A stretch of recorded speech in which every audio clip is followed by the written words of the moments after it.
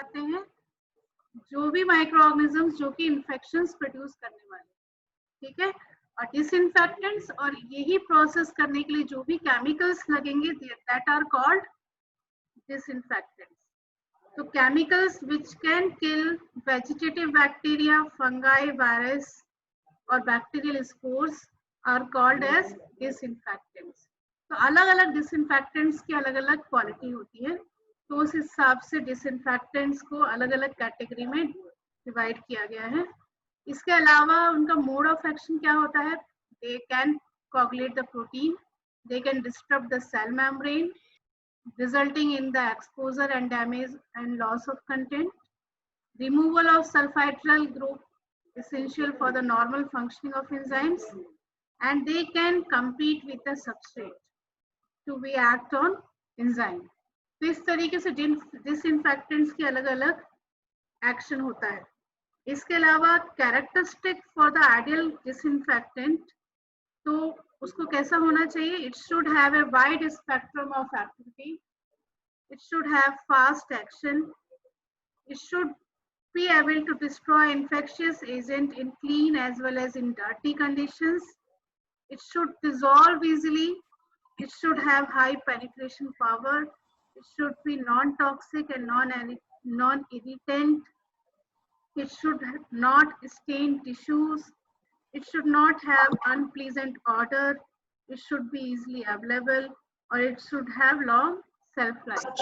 तो डिसइंफेक्टेंट की अगर हम क्वालिटी या कैरेक्टरिस्टिक डिफाइन करें तो ये सारी क्वालिटी होती है कि it should act on a wide spectrum of micro organisms. जो माइक्रो ऑर्गेनिजम्स हैं वो बहुत ज्यादा उनकी डाइवर्सिटी रहती है कि बहुत सारे डिफरेंट टाइप्स के होते हैं। तो वाइड स्पेक्ट्रम मीन्स कि वो बहुत सारे माइक्रो ऑर्गेनिजम्स को कवर करना चाहिए। ऐसा ही नहीं कि सिर्फ ग्राम पॉजिटिव में वो इफेक्टिव हो, ग्राम नेगेटिव में इफेक्टिव ना हो। इस तरीके से उसको सारे माइक्रो ऑर्गेनिजम्स को कवर करना चाहिए, तो वो वाइड स्पेक्ट्रम एक्टिविटी कहलाती है। इसके बाद उसका फास्ट एक्शन होना चाहिए, उसको हर कंडीशन में, चाहे कोई डर्टी कंडीशन हो, क्लीन कंडीशन हो, हर कंडीशन में उसको इफेक्टिव होना चाहिए।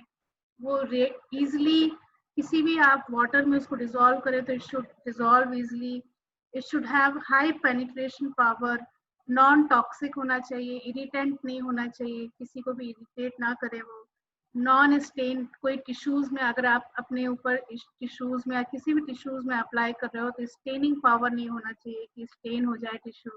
उसके अलावा ऑर्डर जो है वो अनप्लीजेंट नहीं होना चाहिए, मतलब आप इजिली उसको स्मेल कर सको, it should be pleasant order, है ना। इसके अलावा अवेलेबिलिटी इजिली आपको मिलना चाहिए, और उसकी लॉन्ग सेल्फ लाइफ, मतलब ज्यादा देर तक उसका एक्शन होना चाहिए। ये सब कुछ प्रॉपर्टीज और कैरेक्टरिस्टिक होती हैं डिसइंफेक्टेंट्स की, जो कि आइडियल कैरेक्टरिस्टिक ऑफ डिसइंफेक्टेंट्स कहलाती हैं, ठीक है। इसके अलावा वन बाय वन हम केमिकल्स देखेंगे। तो फर्स्ट है अल्कोहल। अल्कोहल क्या है? आप सबको पता है कि अभी आजकल जितने भी स्प्रे और सैनिटाइजर आ रहे हैं तो उसमें 60 to 90% अल्कोहल रहता है, ठीक है। मोस्टली लोग 60 to 70% यूज करते हैं, बट जो अल्कोहल है वो 95% is effective against each type of bacteria. जो बट अल्कोहल का क्या है, पेनिट्रेशन पावर कम होता है। It is only used for the surface sterilization. Surface sterilization के लिए mostly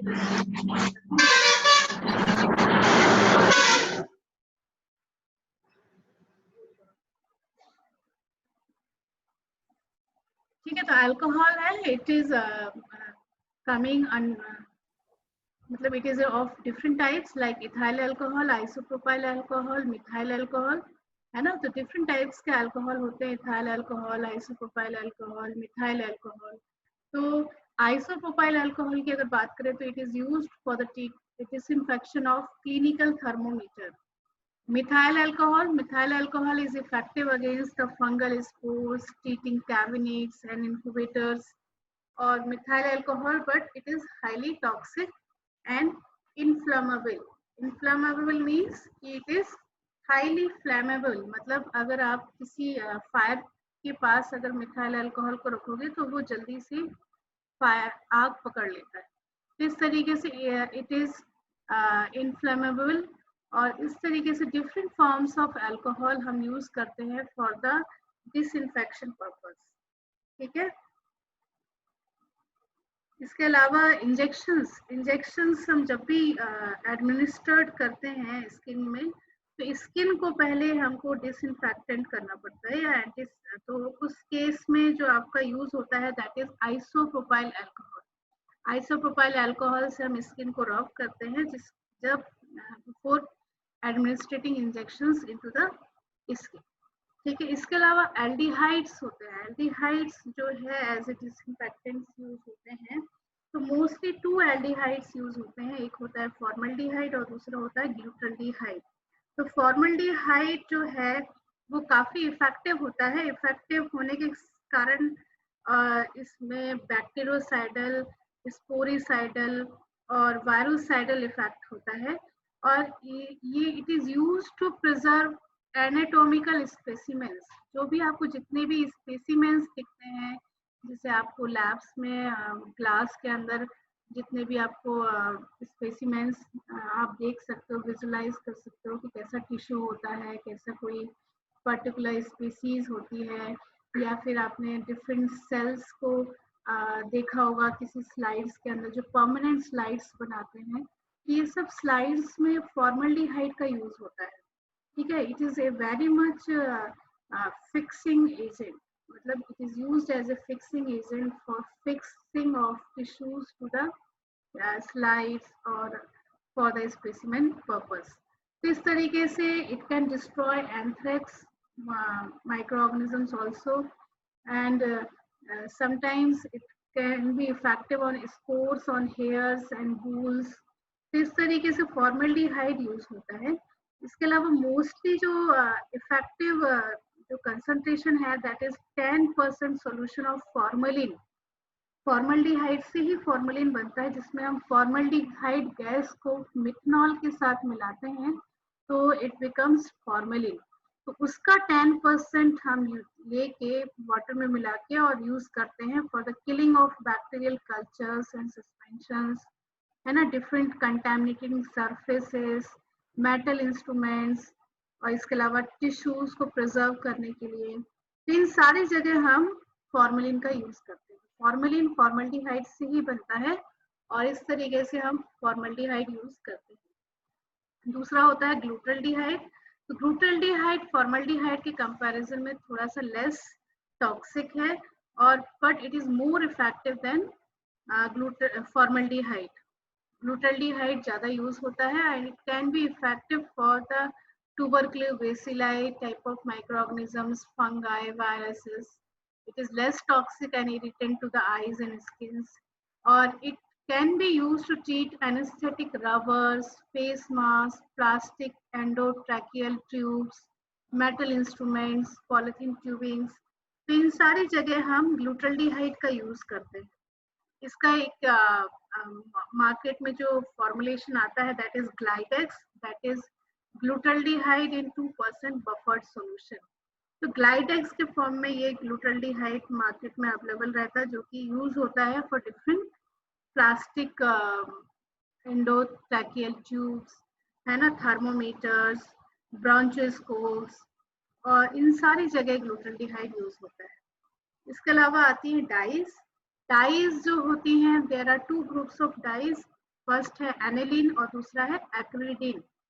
तो aniline dyes both are मतलब both in high dilutions but are of low bactericidal activity। तो इनमें कैसी एक्टिविटी होती है? बैक्टीरियोस्टैटिक एक्टिविटी होती है।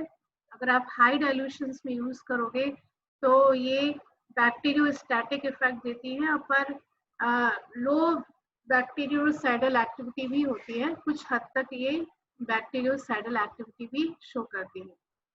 एनिलीन डाई की बात करें तो एनिलीन डाई जो है वो इफेक्टिव है इन केस ऑफ फंगल और बैक्टीरियल इन्फेक्शंस, और ग्राम नेगेटिव और ग्राम पॉजिटिव ऑर्गेनिजम्स दोनों में ही इफेक्टिव होती है। इसके अलावा जो एनिलीन डाइज होती हैं वो कौन कौन सी, जैसे ग्रीन, ब्रिलियंट ग्राम, क्रिस्टल वॉलेट, ये सारे एनिलीन टाइप ऑफ डाइज, ठीक है। इसके अलावा एक्रिडिन डाइज के अंदर आती हैं प्रोफ्लेविन, एक्रीफ्लेविन, यूफ्लेविन, अमीनाक्राइन, ये सब एक्रिडिन डाइज के अंदर आते हैं। तो इनमें भी बैक्टीरियोस्टैटिक एक्टिविटी होती है। They are used for the treating wounds and for bladder and vagina infections, इन सब में एक्रिडिन डाइज यूज होती है, ठीक है। तो इनका मोड ऑफ एक्शन अगर आप देखोगे तो they impair the DNA complexes of the organism and thus kill और destroy the reproductive capacity of the cell. इस तरह से डीएनए पे जाके ये इफेक्टिव होती हैं और इसके कारण डीएनए कॉम्प्लेक्सेस को चेंज कर देती हैं और चेंज होने के कारण वो बैक्टीरिया और अदर फंगाई किल हो जाता है, ठीक है। तो ये डाइज, कुछ डाइज यूज होती हैं जो कि हम एज ए डिसइंफेक्टेंट यूज करते हैं, ठीक है। तो उसके बाद आते हैं हैलोजेंस। हैलोजेंस डिफरेंट टाइप्स के होते हैं, iodine, chlorine, fluorine, bromines, all these are used as a disinfectants, but fluorine and fluorine और ब्रोमीन जो है जर्मिसाइडल इफेक्ट बहुत ज्यादा होता है उनमें, but they are mostly irritants and difficult to handle। Bromine हो गया, फ्लोरीन हो गया, तो इनको हम easily handle और but they are very irritants also। इस कारण से हम फ्लोरीन और ब्रोमीन को यूज नहीं करते, पर हम यूज कौन कौन से हैलोजेंस को यूज करते हैं, आयोडीन एंड क्लोरीन को। तो आयोडीन जो है, आप सबको पता है कि आयोडीन टिंचर यूज होता है ना। टिंचर ऑफ आयोडीन आप यूज करते हो, use as a skin disinfectant. तो आप इन दोनों ही चीजों को स्किन में यूज कर सकते हो। तो आयोडीन जो मोस्टली है, it is used as a skin disinfectant. It have a bactericidal activity and moderate action on spores। तो स्पोर्स को भी किल करता है ये। इसके अलावा बैक्टीरियोसाइडल एक्टिविटी है इसके अंदर। इसको जो यूज करते हैं वो हम, जैसे कि बीक आयोडीन सॉल्यूशन आता है, बीपी, है ना, according to British pharmacopoeia weak iodine solution बनता है। एक्वस आयोडीन सॉल्यूशन बनता है अकॉर्डिंग टू ब्रिटिश फार्माकोपिया।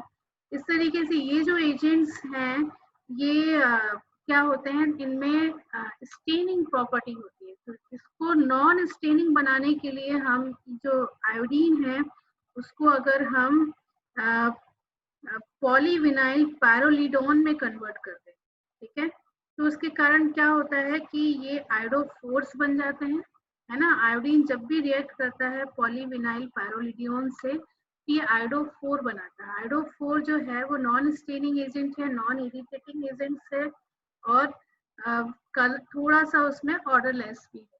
इस तरीके से आयोडोफोर्स यूज होते हैं। टिंचर ऑफ आयोडीन यूज होता है फॉर क्लीनिंग और डिसइंफेक्टिंग स्किन और ट्रीटिंग स्किन इंजुरीज। इन सब जगह टिंचर ऑफ आयोडीन यूज होता है।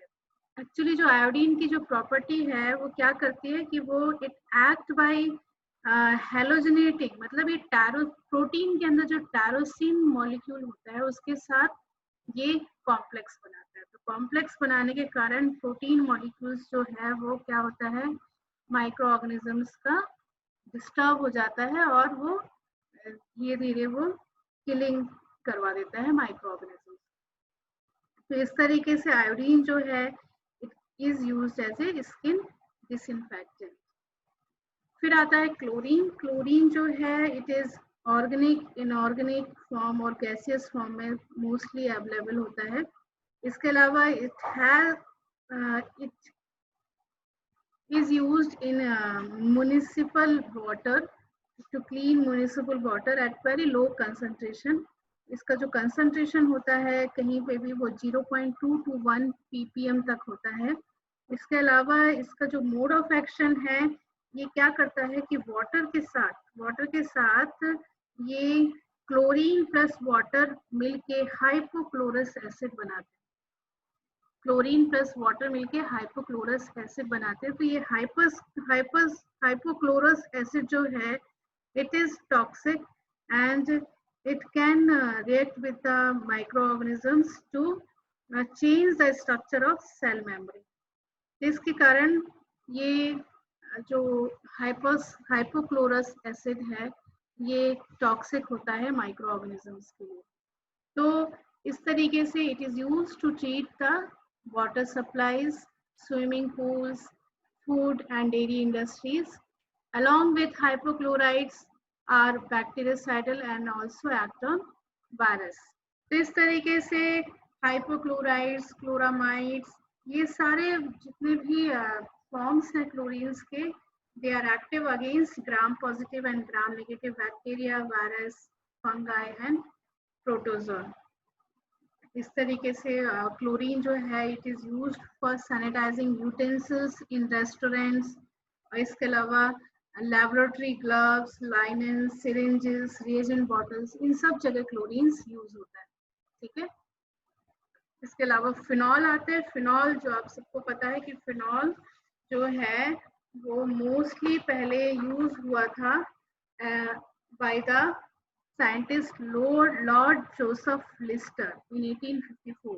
लॉर्ड जोसेफ लिस्टर ने फिनॉल को पहले यूज किया था as a chemical agent, as an antiseptic, और इसको उन्होंने कार्बोलिक एसिड नाम दिया था। फिनॉल को कार्बोलिक एसिड नाम दिया था। अगर आप अभी की बात करो तो फिनॉल जो है वो कहाँ से ऑब्टेन होता है? It is obtain from the distillation of coal tar. Coal tar का जब हम डिस्टिलेशन करते हैं और बिटवीन 170 टू 270 डिग्री सेंटीग्रेड में फिनॉल जो है डिस्टिल्ड, मतलब it is a product of coal tar phenol, है ना।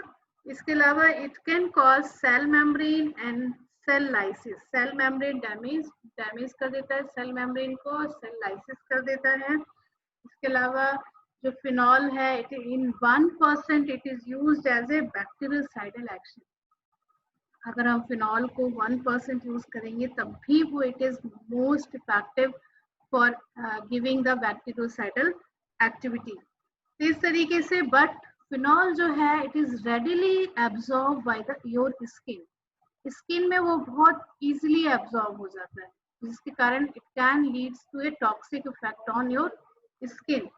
तो इसके कारण टॉक्सिसिटी को बचाने के लिए फिनॉल के हम डिफरेंट फॉर्म्स को यूज करते हैं। फिनॉल का डिफरेंट फॉर्म मतलब फिनॉल आप सबको पता है फिनॉल कैसा होता है, बेंजीन रिंग के ऊपर अगर एक OH ग्रुप है that means it is A phenol. तो इसको हम डिफरेंट फॉर्म्स में अगर जैसे डिफरेंट कंपाउंड्स में चेंज कर सकते हैं, जैसे क्रिसॉल हो गया, क्लोरोजेनॉल्स हो गया, क्लोरोहेक्सिडीन हो गया। तो ये सब क्या है? डिफरेंट फॉर्म्स ऑफ फिनॉल है। अगर आप क्रिसॉल की बात करो तो फिनॉल के ऊपर एक सिर्फ मिथाइल ग्रुप लगा है, तो दैट इज मिथाइल फिनॉल। तो क्रिसॉल इज ए मिथाइल फिनॉल, है ना। तो ये क्रिसॉल जो है it is used in A solution of in soaps. Lizol आप लोग ने सुना होगा, दैट इज क्रिसॉल। ठीक है, लाइजोल जो आप डिसइंफेक्टेंट्स को यूज करते हैं for the cleaning of floors, इन सब जगह, और ग्लासवेयर्स, तो ये सारी जगह क्या यूज होता है? क्रिसॉल यूज होता है। क्रिसॉल क्या है? मिथाइल फिनॉल, फिनॉल का ही एक कंपाउंड फॉर्म है, दैट इज मिथाइल फिनॉल। ठीक है, फिर यूज होता है जेलिनॉल्स। जेनिलॉल जो है वो है di methyl phenol. 2 methyl group अगर फिनॉल के ऊपर लगते हैं तो दैट इज जेलिनॉल्स। तो जेनिलॉल्स और क्लोरोजेनिलॉल यूज होता है, वो कहाँ यूज होता है? आप घर में डिटॉल जो यूज करते हो दैट इज क्लोरोजेनिलॉल। ठीक है, जो डिटॉल आप घर में यूज करते हो that is in the form of chloroxylenol, मतलब 2 मिथाइल ग्रुप लगे हैं फिनॉल में और साथ में एक क्लोरो ग्रुप भी लगा है। इस तरीके से क्लोरोजेनिलॉल जो है it is active ingredient of Dettol.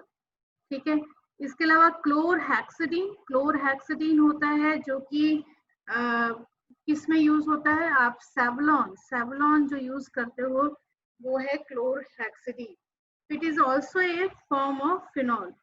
तो ये बहुत सारी जगह यूज होता है, जैसे बर्न्स हो गया, आपको वुंड हो गया कोई भी, या फिर pre operative disinfection of skin, इन सारी जगह आपका क्लोरहेक्सिडीन यूज होता है for surface sterilisation. All these things are used. ठीक है, फिनॉल के डिफरेंट फॉर्म्स मार्केट में अवेलेबल हैं। आप डिफरेंट रूटीन लाइफ में सेवलॉन, लाइजॉल, डिटॉल्स ये सब यूज करते हो, that is the form of phenol. ठीक है, फिर आते हैं गैसियस। गैस भी क्या है, एक तरीके का केमिकल्स है। तो गैस के फॉर्म में आप 3 चीजें मेन यूज करते हो, that is ethylene oxide, formaldehyde gas और बीटा प्रोपायोलैक्टोन। तो ये सारी चीजें क्या है, गैसेस फॉर्म में अवेलेबल रहती हैं। इथिलीन ऑक्साइड अगर आप देखोगे, इथिलीन ऑक्साइड जो है मोस्टली जो इसका एक्शन है वो क्या है कि ये क्या करती है, डीएनए पे जाके और आरएनए में जाके इफेक्ट करती है, और इसका एल्कलाइलेटिंग पावर रहता है। एल्कलाइलेटिंग पावर के कारण ये amino, carboxyl, hydroxyl, sulphydryl group of proteins को एल्काइलेट कर देती है, जिसके कारण डीएनए और आरएनए डैमेज हो जाता है। ये हाईली बायरोसाइडल और स्पोरिसाइडल है, but it is very inflammable, है ना, हाईली इन्फ्लेमेबल है, जिसके कारण इसको हमको मिक्स करना पड़ता है। अगर ये एटमॉस्फेरिक कंडीशन में आया, एटमॉस्फेरिक अगर एयर के कंटेंट में अगर ये आ गई, इट इज हाईली फ्लेमेबल। जैसे ही अगर ये 3% से ज्यादा अगर एयर में एटमॉस्फेरिक प्रेशर में या एटमॉस्फेरिक एनवायरमेंट में रहती है तो ये फ्लेमेबल होती है, जिसके कारण हम उसको CO2 कार्बन डाइऑक्साइड और अदर इनर्ट गैस के साथ मिक्स करना पड़ता है, जिससे ये नॉन इन्फ्लेमेबल हो जाती है। ठीक है, इसके अलावा ये जो गैस है, it is used for the disinfecting heart lung machine. Gas के थ्रू आप किसी भी मशीन को स्टरलाइज कर सकते हो, रेस्पिरेटर्स को स्टरलाइज कर सकते हो, sutures, dental equipments, books, clothing, soils, इन सब जगह आप यूज कर सकते हो फॉर इथिलीन गैस। ठीक है, ethylene oxide it is used as a gaseous form. फिर आता है फॉर्मल्डिहाइड गैस। तो फॉर्मल्डिहाइड जो है वो आपको बताया था कि फॉर्मल्डिहाइड जो यूज होता है as a in the gaseous form, ये mostly fumigation of operation theatres और अदर रूम्स में यूज होता है। आपको पता है, तो फॉर्मेलिन जो है वो फॉर्मल्डिहाइड प्लस मिथनॉल से बनता है।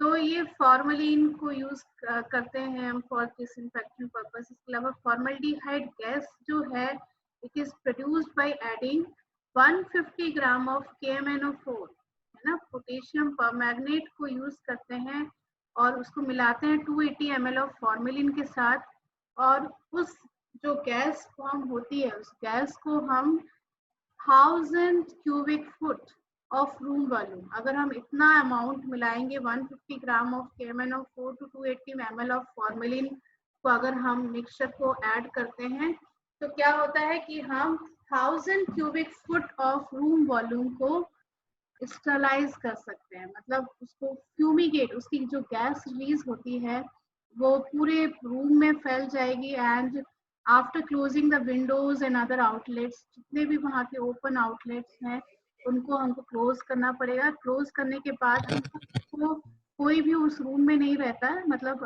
नॉर्मल ह्यूमन बीइंग्स नहीं रहेंगे वहाँ पे।